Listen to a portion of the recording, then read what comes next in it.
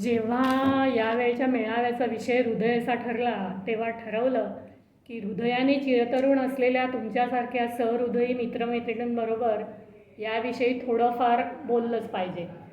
असं पाहिलं तर हृदय हा आपल्या शरीराचा एक अवयव. हृदयाचे ठोके आहेत तोवर आपण जिवंत आहोत. पण हृदय म्हटलं की सर्वांना शाळेतल्या बाकावर कोणीतरी कोणासाठी तरी कर्कटकानं कोरलेलं किंवा पेनानं काढलेलं हृदय व बाणाचं चित्र आठवतं की नाही?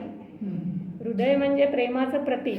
ते कधी अंगठीत, कधी लॉकेटमध्ये विराजमान होतं, तर कधी हृदयाच्या आकाराचे फुगे वातावरण रोमॅन्टिक करतं. अगदी अल्लड वयातील हृदयात वाजे समथिंग, सारे जग वाटे हॅपनिंग, असो की तरुणपणातील हृदयी प्रीत जागता जाणता जाणता असो. हे ऐकल्यावर किती हळुवार आठवणीत रमतो आपण. हृदयालाच अंतरंग, अंतरात्मा, अंतर्याम, मन, चित्त, काळी, जीव असे अनेक समानार्थी शब्द आहेत.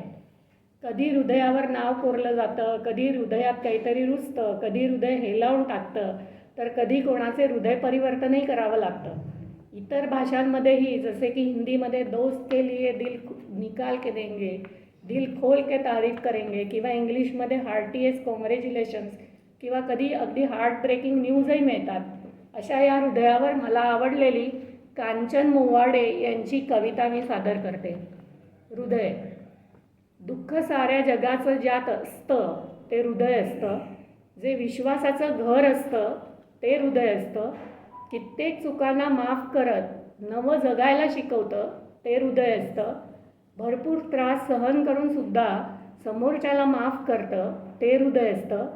कुठले असावे आपले विचार, कुठला बाळगावा स्वाभिमान, या सर्वांची जाणीव देणारं ते हृदय असतं. दुरावा आपुलकीचा होताना जेव्हा भास होतो, आवरून आपलं रडू स्वतःला जे सावरतं ते हृदय असतं. जपून वागायचं, जपून बोलायचं, कारण खूप त्रास सहन करून सुद्धा जे भरभरून प्रेम करतं ते हृदय असतं.